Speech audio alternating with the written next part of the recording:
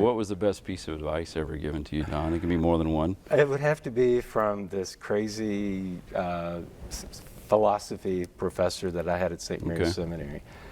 Because when I entered the seminary, I was 29 years old, and I had not finished my bachelor's degree because when I started college, I went 3 years and then found partying and quit. And then it's funny how that happens. Yeah, right. It sure is, but I had a good time. Sure, sure. And so when when my mom died and I made that crucial and I was 29, I'd always dreamed of being a priest, and so it was on that retreat that I decided to become a priest. So I ended up in the seminary, not having been in a church since I was 21. But so I had to take, the first year I had to take 9 hours of philosophy and 9 hours of theology. So my brain was so fried with all that philosophy, because I didn't know who I was and who that philosopher was.